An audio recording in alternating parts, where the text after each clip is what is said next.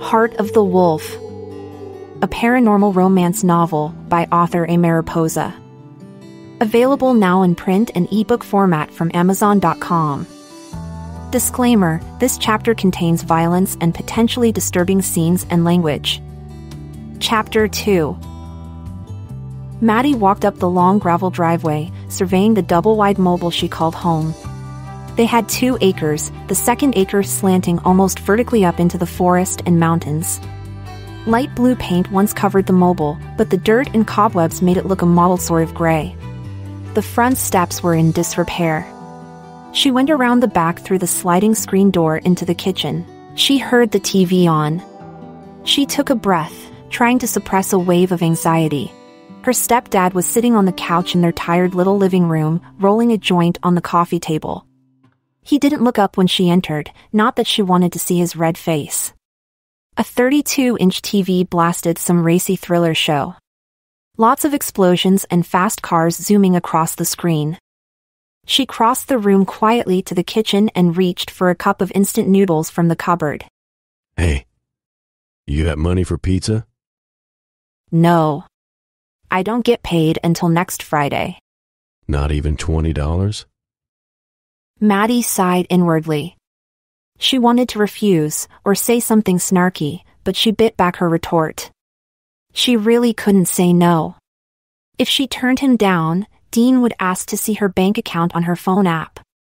Last time she refused, he threw her phone across the room and broke the screen. Then he would make her go down to the gas station to get money out of the ATM. It wouldn't stop until she handed over every last penny. She rummaged in her backpack for her wallet. She pulled out $20 and left it on the kitchen counter. That's my girl. Her dad lit up. The smell of old skunk wafted through the living room. Maddie opened the microwave. It was covered in stains. Before Dean had come home from his last bender, the kitchen was spotless. She bought a bunch of degreaser from the hardware store and scrubbed the walls until the paint started to peel, scraping off layers of oil and sticky cigarette smoke. Then she deep cleaned the oven, the microwave, the fridge, everything. For a few blessed weeks, she had felt good about the space she lived in. Only to have him wreck it within a few days of his return. What a waste of time. Maddie impatiently waited for her water to finish boiling, then she poured it over a cup of instant noodles, hoping her dad didn't talk to her again. Then she padded quietly up the hall. Maddie closed her bedroom door behind her, wishing she could lock it. She threw her backpack down on the bed with a sigh, then sat down to eat her noodles, thinking about Kaylee Makovich and the varsity crew. She wondered if they would file a police report. Her knuckles on her right hand were bruised. She wouldn't be able to deny it. Too many witnesses. What if she broke the kid's nose? Maddie grimaced. Well, fuck. Senior year was not starting off well. After a while, she heard the TV shut off in the living room and the front door slam. Her ears perked. Maddie stood up and peeked into the hallway. The living room was quiet and empty. She padded down the hall and crossed to the front windows, where she parted the blinds to investigate. She watched her father stumble down the gravel driveway. An old Silverado was parked in front of a copse of alder trees, idling. She couldn't see the driver except for a red hat. Her father climbed in. Looked like he was heading downriver to the casino with someone. Damn. There went her $20. Maddie sighed and closed the blinds. She took a moment to pick up her dad's scattered food trash and beer bottles from around the living room. She couldn't get rid of the BO stench, but she could at least tidy up. She paused by the coffee table in front of the TV, where a pile of unsorted mail had accumulated over the past few weeks. She started rifling through it. She found a pink overdue bill for utilities, which wasn't unusual. She set that aside. Then she picked up a letter from Gelson's and Associates. She frowned. She didn't recognize the company name. The return address was written in fancy green ink with a little winged logo at the end. It looked pretty official. She started to open it, then stopped. The mail was addressed to Dean Harvey, her stepdad. He really didn't like her going through his personal business. She knew better than to snoop through his things. Still, she had a bad feeling. It looked like a letter from a lawyer or a really fancy bill. Maddie forced herself to drop the letter from Gelson's and Associates back on the coffee table, leaving it unopened. Then she took the small stack of bills back to her room. As she walked back down the hallway, she sorted through them, tearing open each envelope.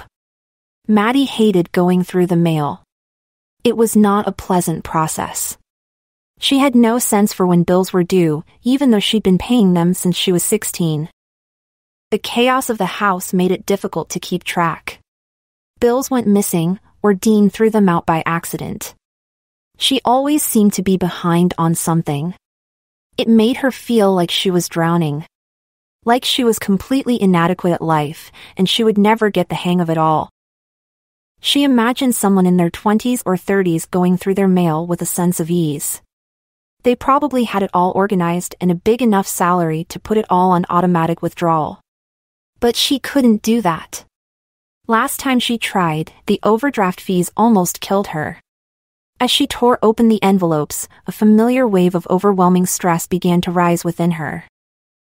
She got the Wave TV bill and groaned. It was a nice shade of pink. Her dad was supposed to pay for the TV since that was his thing, but it was 65 days past due. Her eyes widened when she opened it. $286.72? How? She couldn't afford this. It wiped out her paycheck. She wouldn't have any budget for groceries. Maybe she would abandon the TV bill to collections. But the last time she did that, Wave TV refused to reconnect their service unless her dad paid the outstanding balance, and all the late charges came to over $700. So, Dean opened a new account in her name. Or at least, that was his excuse for why her name showed up on the new TV bills. So if she didn't pay it, she was screwed. Maddie flopped down on her bed, feeling defeated. She closed her eyes for a moment. It's fine. Everything is fine. This is just another Wednesday. At that moment, her bedroom felt claustrophobically small. It was hardly bigger than a closet. The carpet was a downtrodden grayish. The walls were pink from her childhood, when this room had been her nursery. Her eyes searched the glow-in-the-dark stars on the ceiling, looking for a solution. Then Maddie threw the bills onto the floor with a groan. Ugh. Maybe she really should consider becoming a stripper. How would that look? She bit her lip, trying to imagine what it must be like to dance on a pole with a crowd of men stuffing bills in her underwear. Maybe it could be fun? She wasn't very confident in her body. Maddie stood up and shrugged off her hoodie, then slid off her jeans.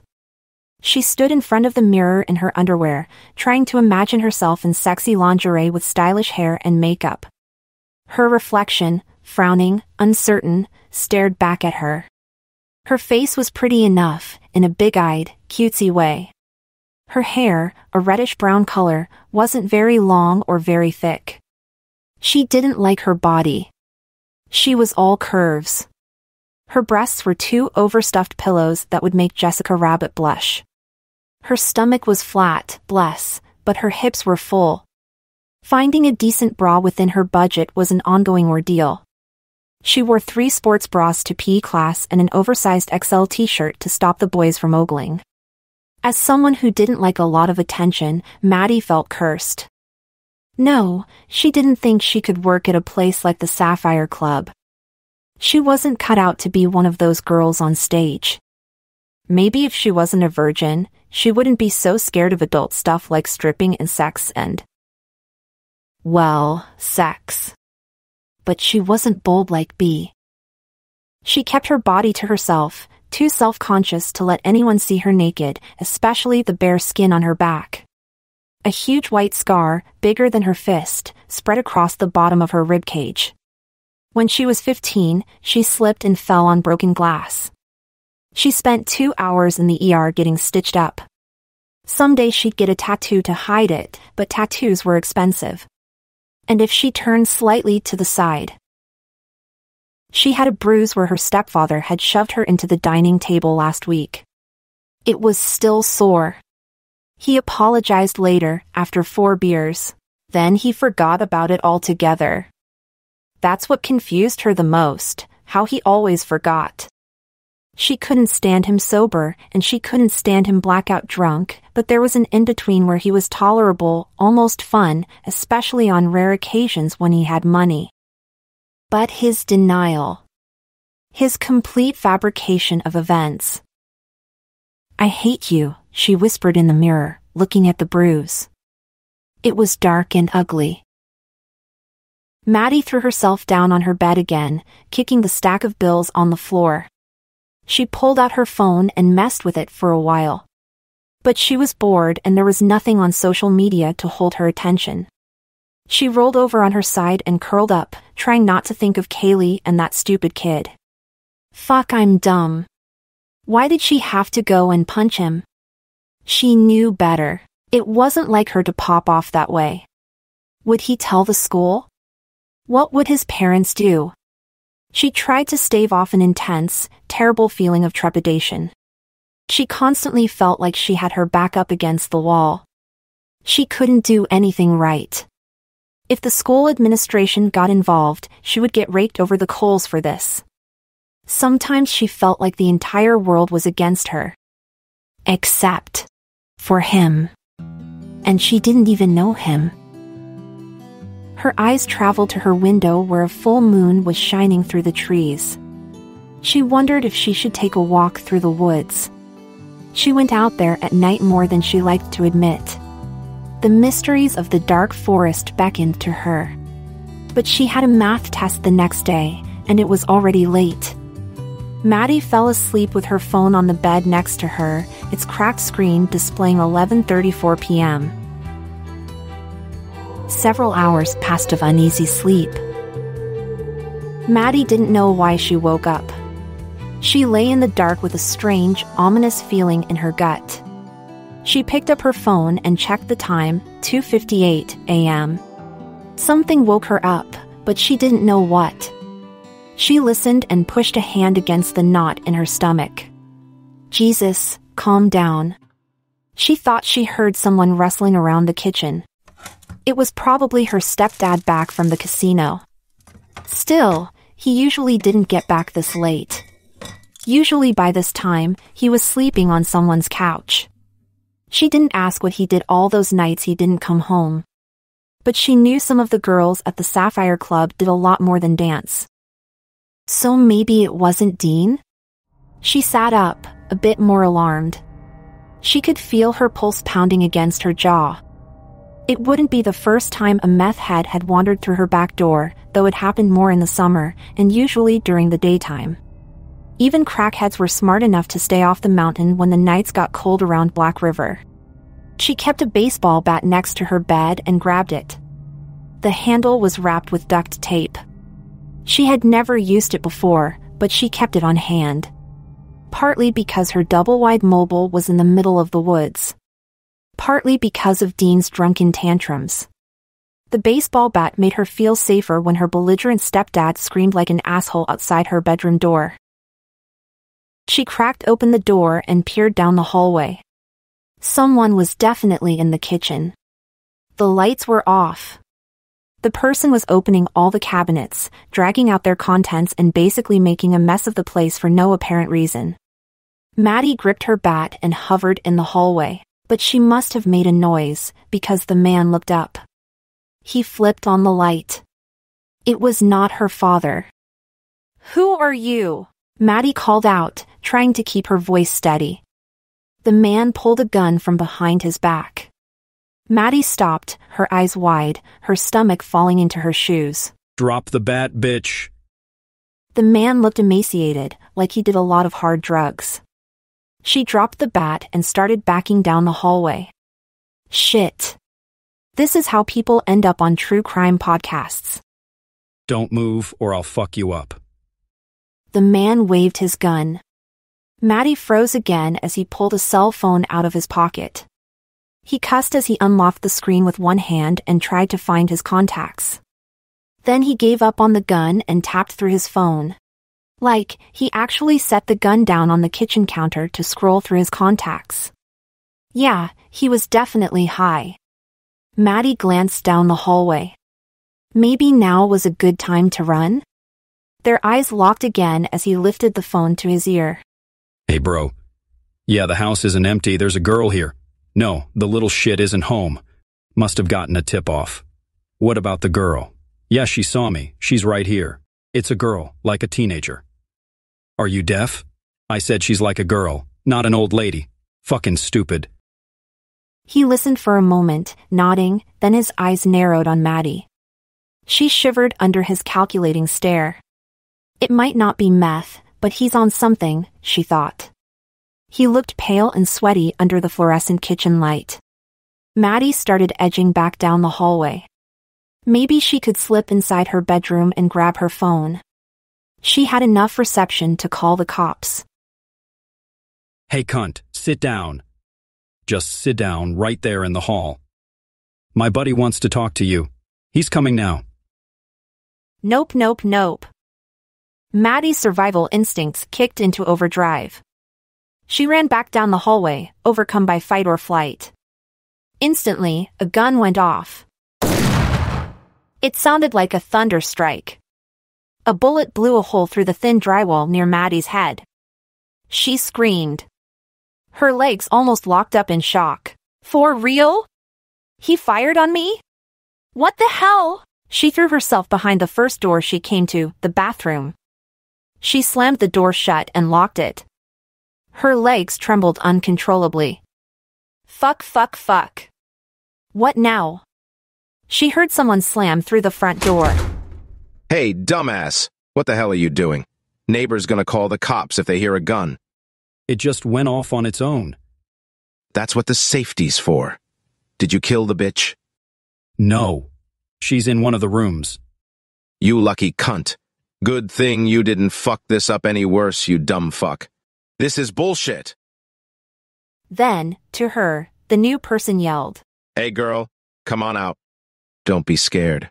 We're not going to hurt you, we just want to talk. Where's your old man? We're looking for him. Why don't you tell us where he is and we'll get out of your hair? Fuck that. Like she was going to have a conversation with someone who pointed a gun at her. Maddie lunged across the small bathroom and struggled to open the window. The wood frame was swollen shut by moisture. She jammed her shoulder under it and lifted with all her might.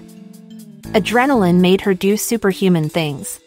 Wood splintered, metal shrieked. She got the window open.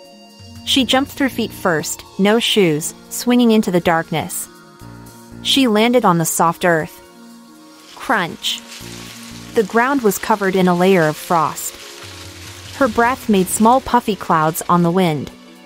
It was very cold, close to freezing. She ran north, away from her driveway, and deeper into the forest and the cold. She heard sounds of pursuit. More people were sprinting around the side of her house. She could see their bobbing phone lights when she checked over her shoulder. The ground slanted upward, leading her into the mountain. She dodged through trees and branches, stumbling over hidden rocks and sticks. Then someone lunged at her from behind, tackling her to the ground. The wind was crushed out of her by a heavy body. She couldn't even drag in enough air to scream. Something cold and metallic struck the side of her head. Her vision flashed white. She tried to curl into a defensive position. Her face was wet.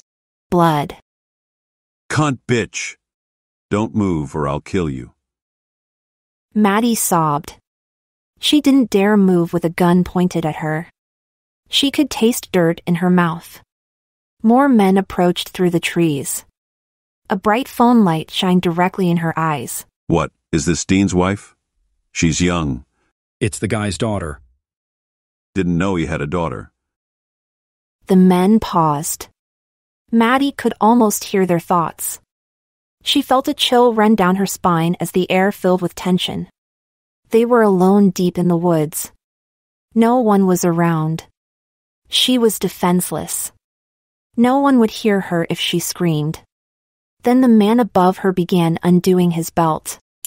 Keep a gun on her. Wait, Pete. This wasn't part of the plan. Marquis said to rough up the guy. Toss his place up, you know. Leave a message. Yeah? Well, the fucker's not here, is he? So we leave him a message another way. Ain't that right, sweetheart? Don't worry, we won't make you rat out your dad. But you're gonna give him a message from Marquis. He's gotta pay up. Okay? Maddie gasped, shaking. Now be a good little cunt. And spread those legs. Maddie went numb. She stared up into the blinding phone lights, hardly able to breathe. What did he say? I dunno, Pete. This really ain't my thing. Then hold the fucking gun steady and watch the show. I didn't spend 5 years in county to pass up fresh pussy. Maddie was too terrified to move. She lay in a freezing ball on the ground, blood running down her face from her head injury. Then a heavy body was on top of her, grabbing her wrists and forcing her legs open. That's when Maddie finally began screaming. Shut the fuck up! He smacked her again with the butt of his gun. Maddie lay back, stunned. He ripped her shirt open, tearing through her t-shirt like tissue paper. Her breasts sprung free, totally bare, no bra. Her nipples stung in the chill wind. Meaty paws grabbed her tits. Then someone took hold of her legs and started pulling off her cotton pajama bottoms. She whimpered, tears streaming down her face, too shocked to react. Please stop, she begged. Please let me go. Scream all you want. No one can hear you out here, little bitch. Suddenly, a low sound rumbled through the woods. It wasn't human. Maddie felt a primal, instinctual terror at that sound. The men fell silent. The one on top of her scrambled to his feet, dragging up his pants. The low growl issued again, so deep Maddie could feel it in her own chest. She reached down and tried to straighten her clothing. She pulled up her pants. Damn. Her pajama bottoms were damp and warm.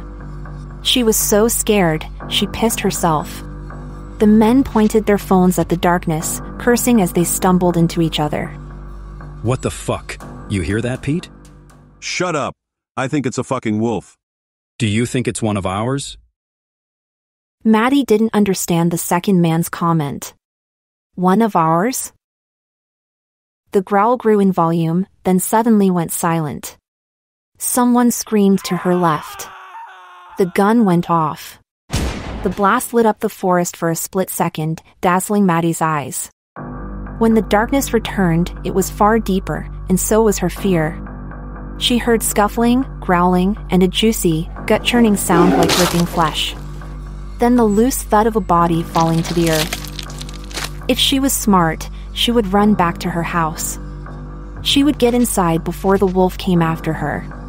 But she could barely climb to her feet. She was dizzy and she couldn't quite get her limbs in order. Her head throbbed. She fought to stay upright. Come on, Maddie. Don't be dog food, she thought. Shit. Which direction was her house? She started back downhill. She kept her hands in front of her, feeling her way through the dark forest. Clumsy. Loud. But her noises were drowned out by the screams of the men behind her. Wild gunshots punctuated the night. Then they stopped altogether. She felt numb. The night seemed very surreal. Maddie kept placing one foot in front of the other. She told herself to keep pushing through the darkness and the frozen air.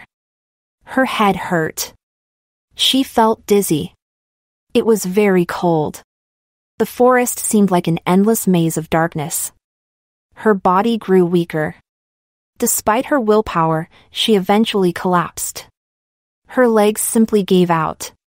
She tried to climb back to her feet, but her body refused. It's too cold, she whispered, shivering so hard her teeth rattled. Too cold, too cold, too cold. She blew into her hands, curled up at the base of a tree. She was lost. She wasn't going to make it home tonight. She closed her eyes and tried to hold on to consciousness. Please don't pass out and die, she whispered to herself. She would just take a short break. A little rest, and then she would continue. Minutes stretched. It was impossible to tell time in the darkness. She might have dozed, she wasn't sure. Then, quietly, she heard a soft voice, barely a whisper. Fuck. Oh, shit. She didn't know if she was dreaming. Someone knelt nearby. A hand traveled to her face, pushing her hair out of the way, touching the bloody wound on her head. She heard another soft curse. Strong arms slid around her shoulders and under her knees, and lifted her up. Suddenly she was 14 years old again, terrified of the dark and even more terrified of going home. She turned instinctively and buried her face against his muscular shoulder. Where had he come from? How had he found her? She let out a soft breath and went limp in his arms.